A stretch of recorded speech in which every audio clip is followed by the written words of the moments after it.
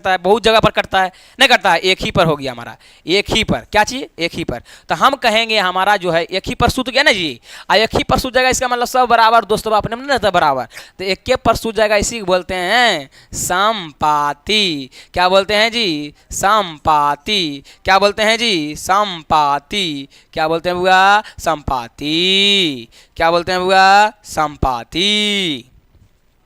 चलिए संपाति, देखो बुआ यहाँ से ध्यान दो, चलिए संपाति, तो इसका नाम क्या हो जाएगा बुआ, संपाति।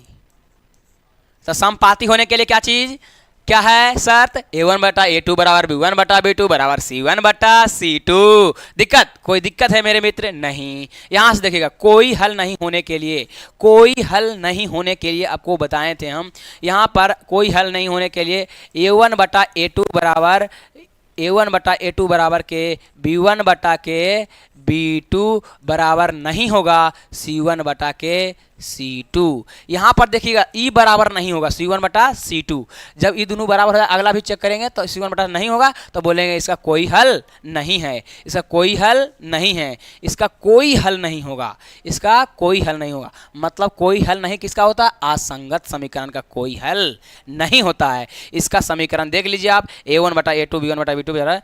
अगर अब बात करें कि इसका ग्राफ कैसा बनेगा, इसका जो ग्राफ बनेगा ये कभी मिलबे नहीं करेगा। ये दोस्तों बात, तीन गो दोस्त है, ये कभी मिलेगा दोस्तों बाजी, कर हम नहीं मिलबो नहीं मिलबो नहीं मिलबो, और नहीं मिलबो तो मतलब कि तो जो ऐसे हम जीवो ऐसे, है ना जी। इसका मतलब क्या हो जाएगा, इस समांतर में जा रहा है, एक दूसरे के क्या है, समांतर में, तो कभी ये मिलेगा, इसे कभी नहीं मिलेगा। हाँ ऐसे सट के जाता लहरिया कट के मार के तो मिल जाता, लेकिन कह रहा है हम मिलबे नहीं करबो दोरा से। इसका मतलब की है, इसको बोलते हैं समांतर। क्या बोलते हैं, समांतर।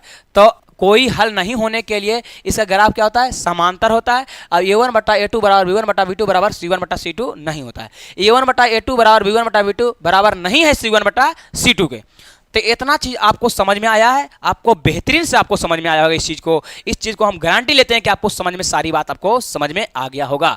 इस चलिए दोनों में देखिए, संगत समीकरण किसको बोलते हैं, जिसमें जिसका हल निकसेगा संगत समीकरण, जिसका हल इसको भी निकल रहा है इहो संगत समीकरण, इहो संगत समीकरण, ये होगा संगत, नहीं होगा ये हमारा क्या होगा, असंगत होगा।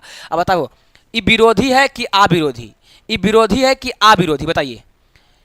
ये मिलने से क्या कर दिया, विरोध कर दिया, मिलने से क्या कर दिया, विरोध। इसको इसलिए बोलते हैं विरोधी। क्या बोलते हैं, विरोधी।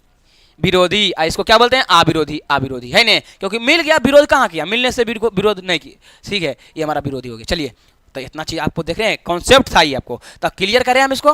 तो चलते हैं अब नेक्स्ट सवाल चलते हैं। देखिए अब यहाँ से ध्यान से देखिएगा, आप देखिए सवाल क्या कह रहा था, गौर से आप पढ़िएगा।